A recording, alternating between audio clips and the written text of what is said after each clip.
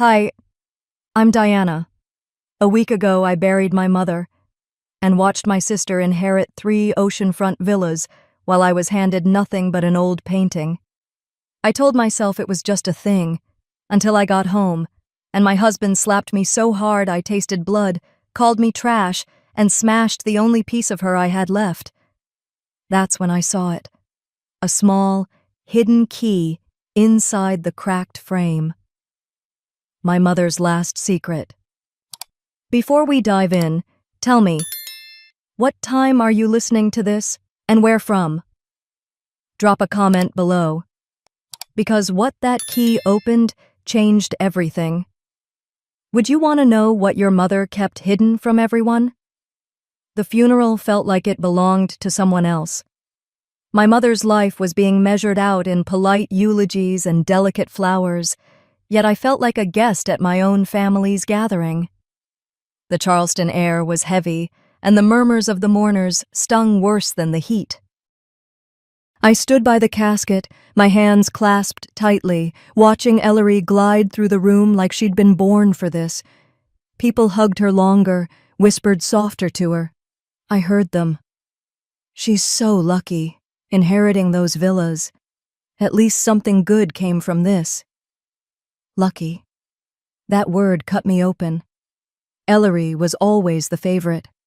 The pretty one, the social one. The one Mom bragged about at every bridge club and holiday dinner. I was the quiet one, the one who stayed in the background and didn't cause trouble. I'd told myself for years that it didn't matter, that I didn't need the spotlight. But sitting there in the lawyer's office after the service, listening to the will being read, I realized how deeply it still hurt. Ellery Harper, the lawyer began, his voice professional but dripping with the weight of family secrets, is to receive ownership of the 3 oceanfront villas in Kiawah, Seabrook, and Hilton Head. Gasps filled the room, though none louder than the ones in my chest. 3. Not 1, not shared. 3. For her. And Diana Harper. My name sounded almost like an afterthought. You are to receive this. He gestured to an old painting leaning against the wall, a muted landscape of marshland my mother had kept in her bedroom for as long as I could remember. No context, no explanation, just that. I forced a nod, my face burning. It's just a thing, I whispered to myself, trying to stay graceful. But I couldn't stop my mind from replaying all the times I'd been the one there for Mom, the late-night hospital runs, the errands, the bills, and in the end, Ellery got the legacy.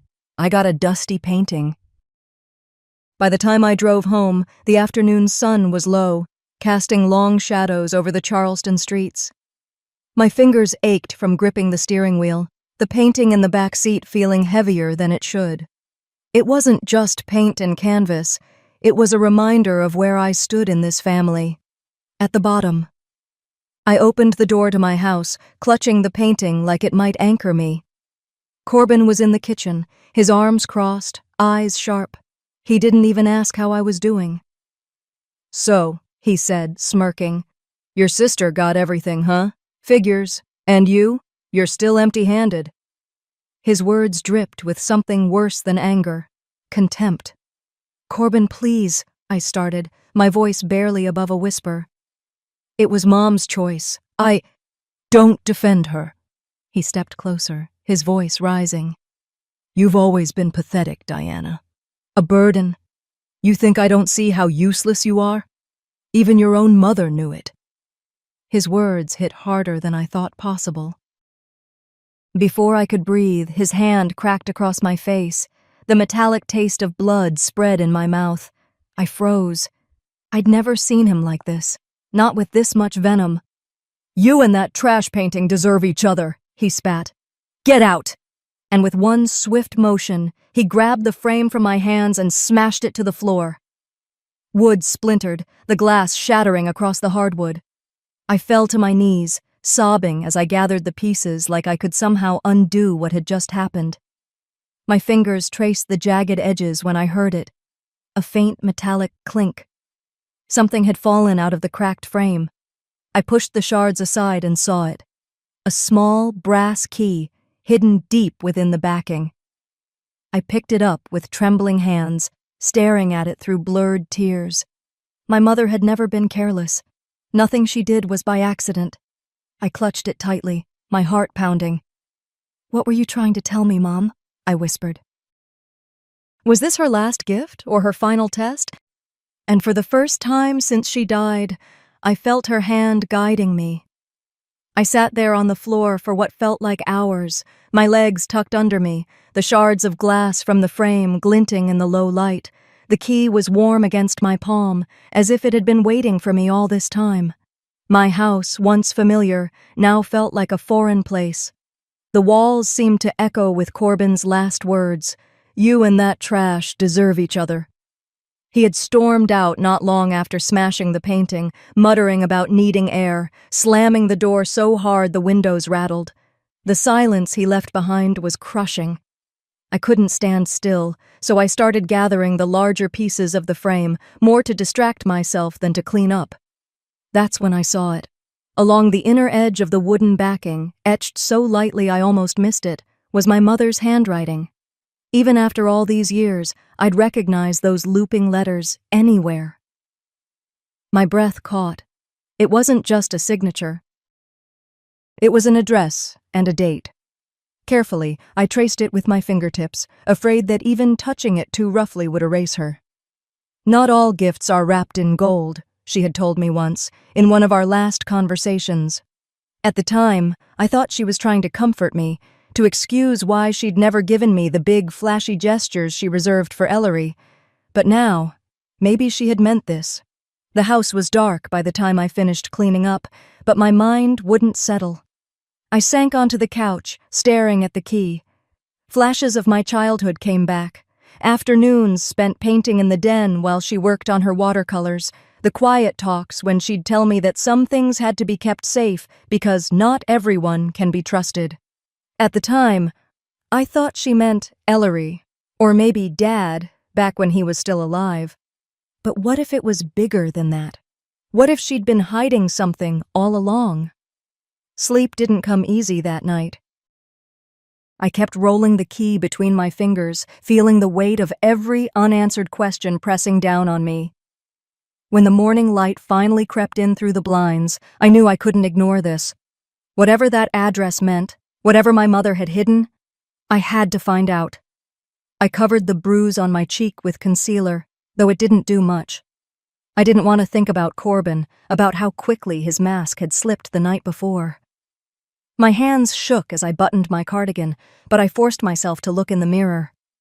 "Get it together," I whispered to my reflection. By mid-morning, I was standing in the parking lot outside my mother's lawyer's office. I hadn't made an appointment. I didn't care. The receptionist looked startled when I walked in, but I didn't let her stop me. "I need to speak with Mr. Halperin," I said, trying to keep my voice steady.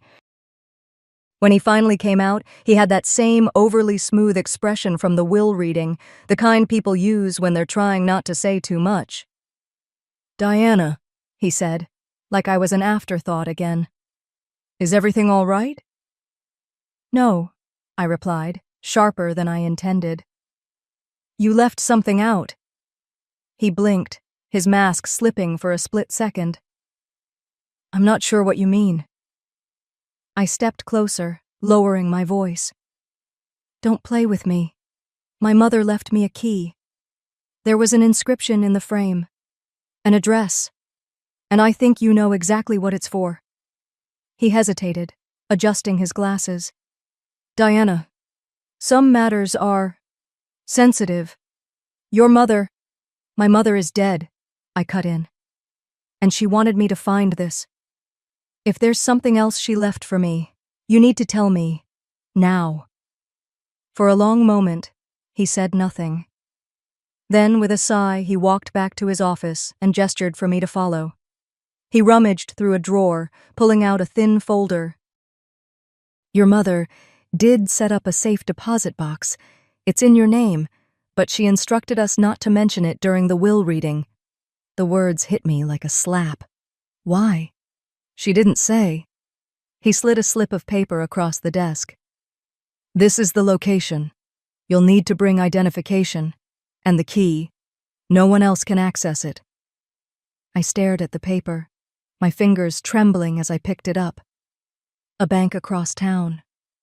My chest tightened with something I hadn't felt in days, a flicker of hope. Whatever was inside that box wasn't for Ellery, it wasn't for Corbin. It was for me. As I walked back to my car, I clutched the slip like it might disappear if I let go.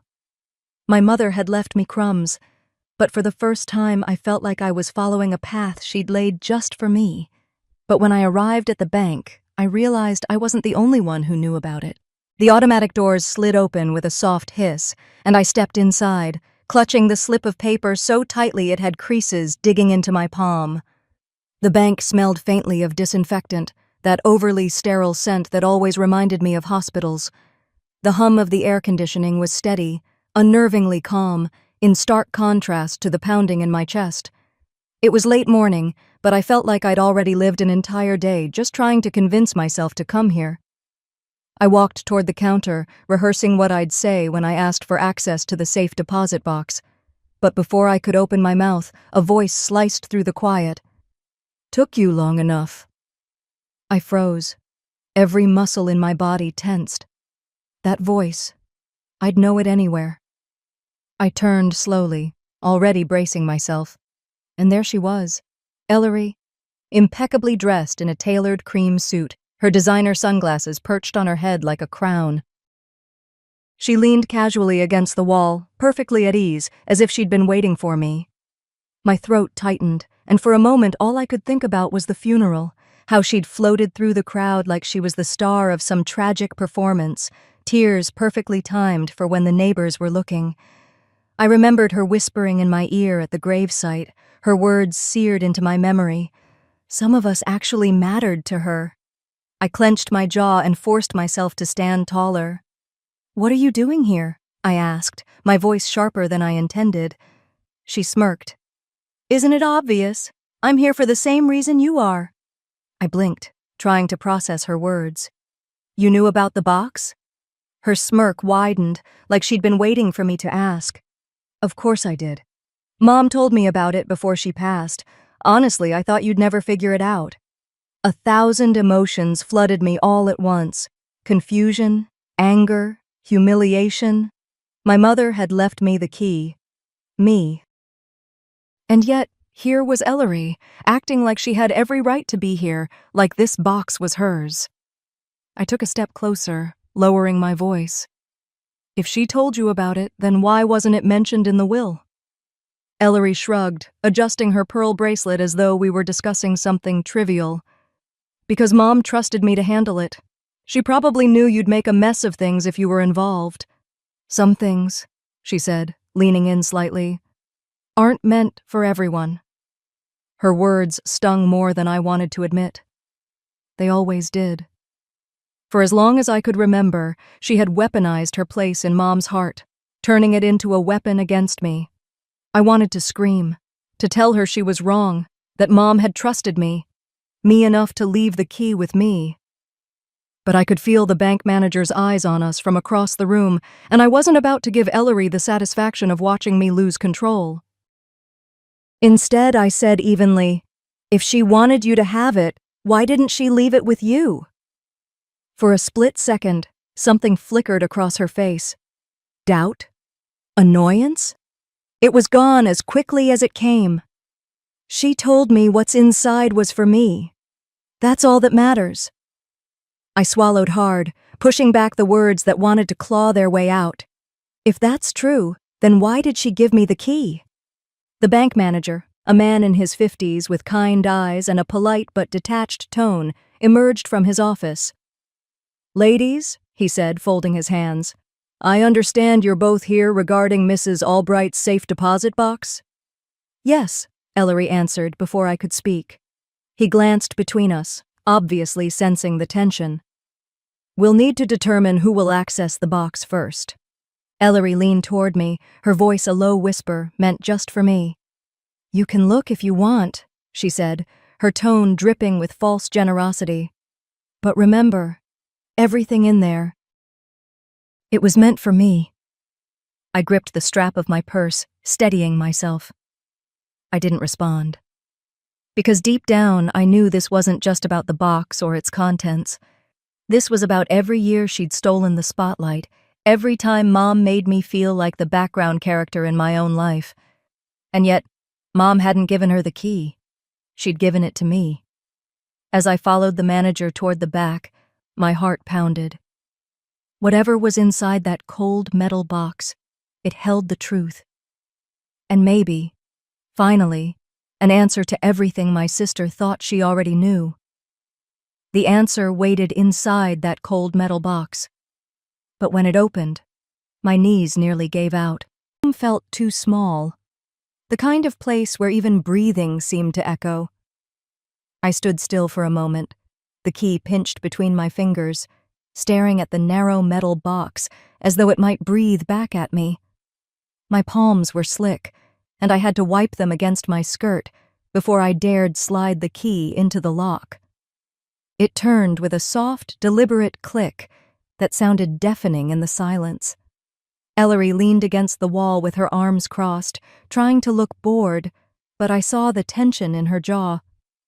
"Well," she said, her voice sweet but edged with steel, "go on. Let's not drag this out." I ignored her. The manager nodded politely, gesturing for me to lift the lid. My fingers curled under the metal lip, and for a moment I thought I couldn't do it. My chest tightened, the weight of my mother's absence pressing down on me again, and I found myself remembering the last time I'd seen her alive. Sitting by the window in her house, sunlight warming her pale face, telling me, "Not all gifts are wrapped in gold, sweetheart." I hadn't understood then. Now I wondered if she'd been trying to prepare me for this moment. The lid creaked open, and a smell I hadn't expected hit me.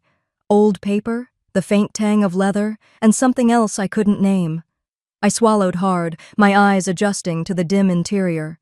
Inside were more items than I'd imagined. A stack of sealed envelopes tied with a faded ribbon, an old leather-bound notebook with worn edges, and a small velvet pouch that looked untouched for decades. I froze, staring at them like they might vanish if I moved too quickly. Ellery stepped forward instinctively. "Well, let's see it," she said, reaching out. The manager cleared his throat. "Ma'am," he said firmly, "only Mrs. Devereaux may handle the contents." She presented the key. The way Ellery recoiled at that, the flash of offense crossing her face, almost made me smile.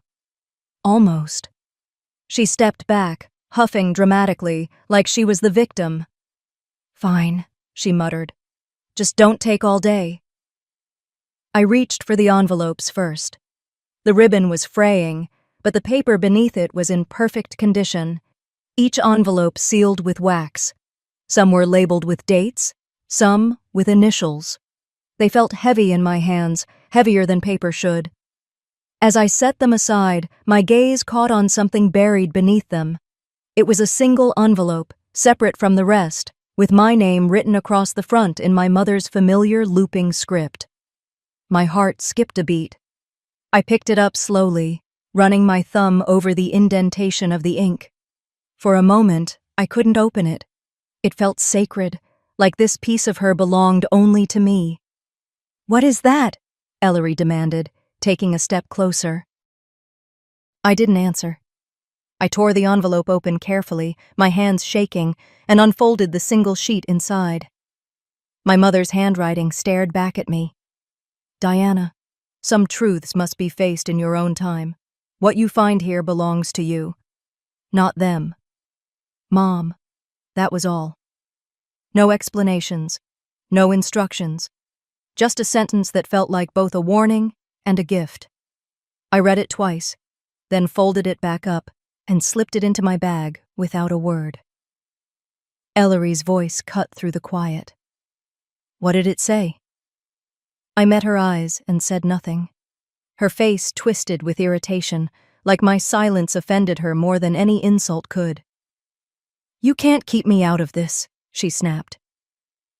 "I think Mom already decided who to trust," I said evenly.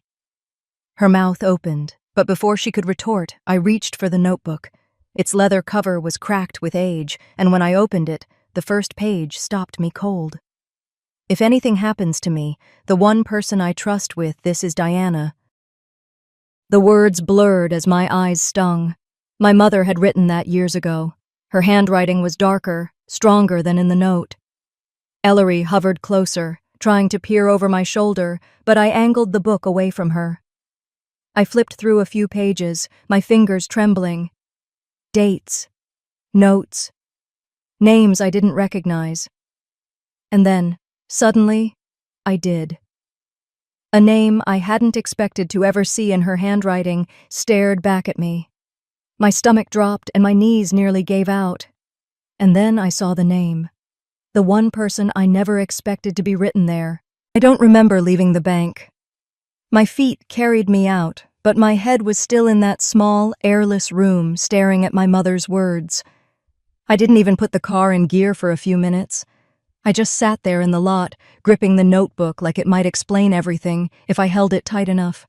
My hands were shaking, and the smell of old leather clung to my fingers like a ghost. When I finally opened it again, the words blurred until I blinked the tears away. The first entry wasn't anything earth-shattering, just my mother talking about dark days, about choices she regretted. But then I turned the page, and my entire understanding of our family cracked wide open. She wrote about my father, about how his mistakes became her shame to carry. And then, in plain, simple words, Ellery isn't my child. I had to read it 3 times before I could make sense of it. Ellery, my sister, the one she doted on, spoiled, protected from every storm. Not even her blood. Mom wrote about the affair, about the woman who couldn't keep her, about how my father begged for silence, and how Mom, even with her pride bleeding, took Ellery in. She wrote about doing it for the sake of appearances and to protect what little dignity we had left.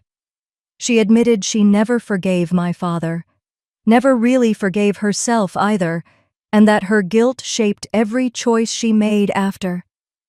Suddenly, every memory of my mother's favoritism shifted in color. All those times she defended Ellery, excused her cruelty, handed her what she hadn't earned. It wasn't love. It was guilt. I shut the notebook and leaned back, staring at the headliner of my car. All these years, I thought I wasn't enough. That maybe Mom just didn't see me, but she saw me. She just didn't know what to do with me when her whole life was one long cover-up. I stayed like that for a while, letting it settle. Then I remembered the envelopes. I set the notebook aside and untied the ribbon from the stack, my fingers clumsy. Most of them were letters, receipts, mundane things, but at the bottom, tucked between 2 unlabeled ones, was a manila envelope with my name typed neatly on the front. No wax seal, no personal note, just official. I tore it open carefully and slid the papers out. A property deed. I blinked at it, reading it over again and again. It was for an estate, a sprawling property on the outskirts of Charleston, legally mine. Signed, notarized, dated years ago. She'd done this quietly, hidden it, kept it off the will entirely. I let out a shaky laugh, one of those hollow ones that don't really reach your chest. She'd left Ellery the villas, the stage props for the perfect little life everyone saw. But this wasn't for Ellery. This was for me. By the time I drove home, the sky had dimmed. I couldn't remember the roads I took, just the hum of the engine and my fingers drumming the steering wheel like they needed something to do with the storm inside me. At home, I set everything out on the kitchen table. The notebook, the deed, my mother's letter. I turned on the overhead light and stared at it all, letting the reality sink in. My whole life, I thought Ellery's place in this family meant I had none. But Mom had left me more than just scraps. She trusted me, I whispered to the empty room, my voice breaking but steadying on the words. Not them. Me. I sat there for hours, reading, rereading, thinking of every time Ellery had lorded her place over me, every time I'd swallowed my pride to keep the peace. And for once, I didn't feel small. I closed the notebook, stacked the documents neatly, and placed my hand over them. A spark of something I hadn't felt in years, control, flickered to life. If Ellery thought I'd stay silent, she was about to learn how wrong she was. I didn't sleep that night. I don't know if it was the notebook or the deed or the echo of my mother's looping handwriting in my head. By dawn, I'd brewed coffee I didn't drink and stared at the papers until they became part of the table's wood grain. For the first time in years, I felt like I wasn't drowning. Like maybe I had some ground under me. That's when the pounding came. It wasn't a polite knock. It was an announcement. Loud, angry. I already knew who it was before I opened the door. Ellery stood there in some designer loungewear that probably cost more than my monthly bills. Her hair was brushed to effortless perfection, her lips glossed just enough to look natural. She didn't even wait for me to say anything. "You've had your little time with it," she said, her voice sharp like the edge of a blade. "Now hand over the painting." I blinked. "Excuse me?" She scoffed, glancing past me into the house like she might walk in uninvited. "Don't play dumb, Diana. It was sentimental, I get it, but it's mine now, and you know it." I stepped outside, closing the door behind me. "No, Ellery, it's not." She tilted her head, giving me that pitying smirk she'd perfected since we were kids. "Oh, sweet Diana, the charity case. Do you even hear yourself? Mother gave you that because she felt sorry for you. She gave me the real assets because I actually matter. You're clinging to scraps." I let her words hang in the air for a moment. Then I said quietly, "If it's just scraps, why does the deed have my name on it?" That wiped the smirk off her face. For about 3 seconds. Ellery was quick, though. Always had been. She recovered with a practiced laugh, waving a manicured hand like she was brushing off dust. "Oh, that old place. Please, of course I know about it. Mother told me she wanted me to handle it. You can't even keep your own life together." "What makes you think you can manage an estate?" Her words stung, mostly because they were meant to. She wanted me to flinch, to look small, to give her back control. Instead, I met her eyes and said, "Funny, for something that was meant for you, my name's the only one on it." Her jaw tightened. I could see it then, the wheels turning behind her perfect exterior. She already had plans. Lawyers, maybe.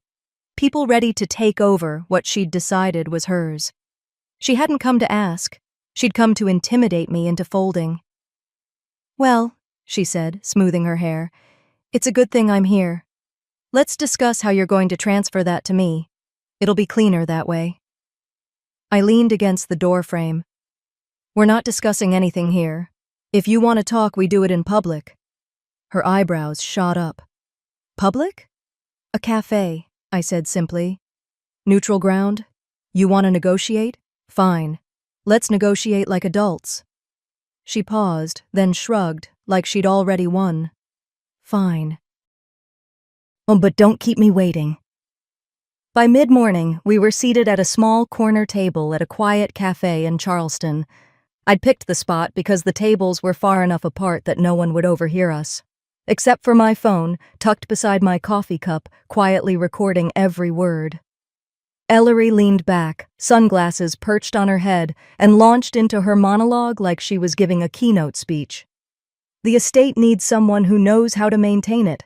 I already have people lined up. Real estate agents, contractors. You can't handle that kind of responsibility. Mother knew it. That's why she wanted me to take over. It's just practical." I nodded occasionally, letting her talk, my face calm even as my nails bit into my palm under the table. "You can keep the little sentimental things," she continued. "The painting, the notebooks, whatever makes you feel connected. But the property? That's out of your league, Diana." "You'd ruin it." When she paused to sip her latte, I said softly, "Funny. Mother didn't seem to think so." She shot me a look over the rim of her cup, like I'd just said something offensive. "You really think you can pull this off? You? You've always been the quiet one, the afterthought, the one who never fought back because deep down you knew your place. Don't start pretending you're different now." I wanted to throw my coffee in her face. Instead, I smiled. "People can surprise you." She stared at me for a long moment, probably trying to figure out if I meant it. Then she stood, gathering her bag with a smug little laugh. "Well, you'll figure out soon enough. When you do, you'll wish you'd just handed it over." As she walked out, I picked up my phone, stopped the recording, and typed a single message to my lawyer. She just admitted intent to seize property not in her name. Then I hit send. For the first time all morning, I felt like I could breathe. I didn't know it yet, but Ellery wasn't my only problem. Someone else had been listening too. The house was dark when I walked back in, the only sound the hum of the refrigerator and the faint creak of the floorboards under my feet. I'd thought a shower and some time alone would help me clear my head after the cafe, but the tension hadn't left me. It sat in my chest like a brick. I flicked on the kitchen light and stopped dead in my tracks. Colin was sitting at my counter, like he still lived here. I froze, gripping the strap of my bag so tight it dug into my palm. "How did you get in?" My voice was low, controlled, but every nerve in my body screamed to throw him out. He held up his hands like this was supposed to be some kind of peace offering. "Relax, Diana. I still have a key. I just wanted to talk." I didn't move. Talk? Or threaten me? He had the gall to chuckle. "You've always assumed the worst of me." "No," I said flatly. "I've learned to expect it." His face twitched, just for a moment, before he leaned forward, elbows on his knees. "Sign the transfer papers," he said softly, as if saying it quietly would make it sound less vile. "The estate. Put it in my name, or I'll make sure everyone knows what you really are." I stared at him, blinking slowly. "And what am I, Colin?" "A fraud. A mess. Someone who couldn't keep her marriage together." His eyes glittered with ugly satisfaction. "You think people won't believe me? I have things, pictures, messages. All I need is one good push, and no one will see you as the saintly little victim you're trying to be." It was so absurd I almost laughed. "So that's your plan? Blackmail? You think I'm scared of losing face?" He smirked. "You should be." I walked over to the counter, close enough to smell his cologne, the one he wore when he wanted to seem like he had his life together. "You've forgotten who you married," I said quietly. "If you're going to threaten me, at least have the backbone to follow through. But you won't." "Because you need me to play the scared little wife, and I'm done playing." He didn't like that. His eyes narrowed, his jaw flexed. "You'll regret this," he said finally, standing so fast the stool scraped the tile. "Get out," I said. For a second, I thought he'd argue, but then he grabbed his coat and left, slamming the door behind him so hard a frame on the wall tilted. The silence after felt deafening. I tried to breathe, tried to think, but my body was shaking. Adrenaline, rage, all of it. I didn't know how long I stood there before I saw it. The envelope under my front door. No knock this time. Just another violation, another intrusion. I bent down and picked it up. Heavy stock paper. Expensive, like everything Ellery touched. My stomach dropped as I unfolded it and saw the letterhead. Her attorney. It was all there in black and white. A cease and desist. Threats of a public lawsuit. Claims that I'd stolen the estate, defamed the family, and, my favorite line, demonstrated mental instability, rendering her unfit to manage any significant assets. Ellery's words dripped through the lawyer's phrases like poison. You were never capable of handling Mother's legacy. This is for your own good. My own good. I sat on the kitchen floor with my back against the cabinet, the letter in my lap, staring at the words until they blurred. For a moment, I thought I'd break, that they'd finally pushed me into the corner they'd been building for years. And then I remembered. The note. I got up, went to the drawer where I'd tucked it, and unfolded the page. My mother's handwriting, looping and sure. For my Diana. Stand tall when they try to erase you. I closed my eyes and whispered, I hear you. When I opened them again, the fear was still there, but it wasn't alone anymore. Something colder sat beside it. Resolve. Fine, I said aloud, to no one but myself. You want a war? You'll get one. I set the letter on the table, opened my laptop, and started pulling everything I had. The recording from the cafe, the deed, the notebook pages, every scrap of proof that would dismantle their lies. I uploaded it all to a secure drive and sent it to my lawyer with one message. Use this. Then I attached it to another email, addressed to a journalist I trusted, and hit send. The next move wouldn't just be survival. It would be the strike they'd never see coming. The next morning, I woke up before dawn. I hadn't really slept, just drifted in and out of restless thoughts. But by 6 a.m., I was dressed in a simple black suit, hair pinned back, and sitting at my kitchen table with a cup of coffee that had gone cold. Today wasn't about emotions. Today was strategy. My lawyer, Ms. Cartwright, met me at the courthouse steps at 9 a.m., sharp. You ready? She asked, her tone clipped but reassuring. As I'll ever be, I said. The Charleston courthouse loomed over us, its white columns and high windows glowing in the early light. Walking inside felt like walking into the heart of my mother's last request, to stand tall when they tried to erase me. They were already there.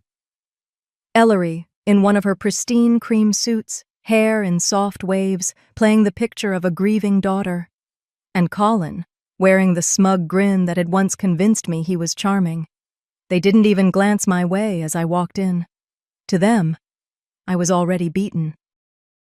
They didn't know what was coming. The room was tense, murmurs of spectators filling the air as the judge called us to order. When Ms. Cartwright stood, she didn't waste time. Your Honor, she began, voice steady, we're requesting a temporary injunction to freeze all access to the properties in question and halt any transfer or sale until this matter is fully litigated. Further, we present evidence of a trust created by the late Mrs. Whitmore, naming my client, Diana Whitmore, as the sole heir to the painting and all properties connected to it. The words landed like a stone in water. Ellery's head snapped toward me, her perfect composure cracking for a split second. Colin shifted uncomfortably, his jaw tightening. The judge skimmed the documents Miss Cartwright handed over, then nodded. Temporary injunction granted, effective immediately. I could hear Ellery's sharp intake of breath. But we weren't done. Your Honor, Mr. Cartwright continued, my client would like to address the court. The judge allowed it, and I stood, my knees steady despite the pounding in my chest. I placed my phone on the podium, tapped play, and stepped back. The courtroom filled with the sound of Ellery's voice, light and cruel. Break her down until she'll sign anything. She folds easy, always has. Then Colin's laugh, low and mean. We'll make her think it's her idea. Give it a few weeks. She's desperate to be liked. The gasps echoed through the room. Ellery's attorney fumbled with his papers. Colin's face turned an ugly shade of red. I didn't say a word. I didn't need to.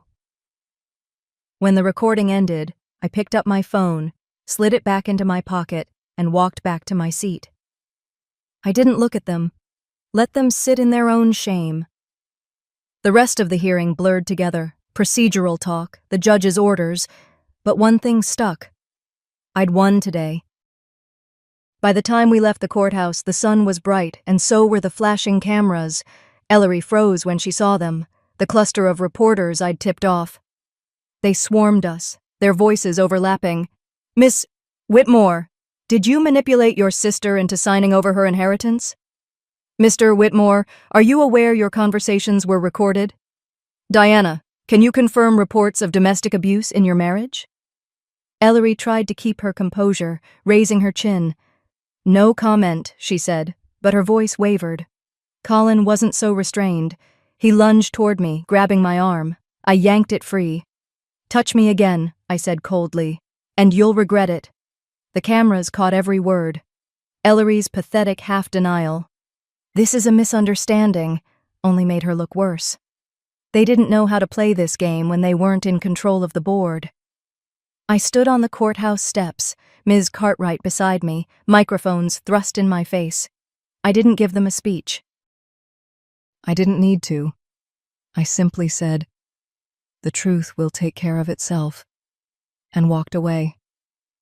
In my chest, the weight I'd carried for so long shifted. Not gone, but lighter. One more move, I told myself. One more, and this would all be over. And that move? It would be the one thing they feared most, the truth made permanent. Weeks later, I drove along the coast, the kind of quiet morning where the sea looked like glass. My hands gripped the steering wheel loosely, not from nerves but from a sense of stillness I hadn't felt in years. When the villa came into view, the same one Ellery once flaunted at parties as her personal getaway, I almost didn't recognize it. It was mine now, legally secured, untouchable. I parked in the circular driveway, rolled down the window, and let the salty air rush in. For years, this place had been a symbol of my exclusion, another way they reminded me I didn't belong. But now, standing at the threshold, I realized something. I had belonged all along. I just needed to claim it. The villa was alive with quiet movement. Painters were finishing the new office wing. A contractor waved at me from the garden. They weren't working for Ellery anymore. They were building my space. Inside, the main room had been transformed. Gone were the sterile decorations Ellery had chosen to impress guests. Instead, there were bookshelves, a long table covered in papers and sketches, and a framed photo of my mother, smiling softly, placed near the window. I walked to my study. It smelled faintly of lemon polish and the sea breeze drifting through the open doors. The old painting, my mother's painting, hung above the desk, fully restored. It wasn't cracked anymore, though you could still see where the frame had been mended if you looked closely. A scar, just like me. I pulled the small brass key from my pocket. The key that had started all of this. Not a relic of pain anymore, but a tool for building something new. I crouched and opened the built-in safe in the study wall, one I'd had fitted based on the note my mother left behind. The lock clicked open, and inside were bundles of letters, photographs, and the final deed, full ownership of the properties, all in my name. She'd left it all for me, quietly, intentionally. My mother's handwriting on one letter made me pause. "You were always meant for more." I pressed the page to my chest, letting myself believe it. Later that afternoon, I sat at the long table with my laptop open. The news cycle had moved fast. Ellery's perfect public image shattered by creditors and lawsuits. Colin now under formal investigation for domestic abuse. I didn't smile. This wasn't revenge. It was consequence. I closed the laptop, whispering, "They were never my family, not in the ways that mattered." The study had a different energy now. It wasn't just my space. It was the headquarters for something bigger. I had filed the paperwork for a foundation, one that would fund housing and art programs for women leaving abusive homes. Young artists were already lined up to work here, their sketches scattered across the long table. I touched the restored painting one last time, fingers tracing the edge of the frame. "Now it means what she always wanted it to mean," I said softly. "A future." By evening, The sun had begun to dip, painting the water in gold and pink. I stepped outside, barefoot, and walked along the sand. The ocean stretched out endlessly, the waves licking at my toes.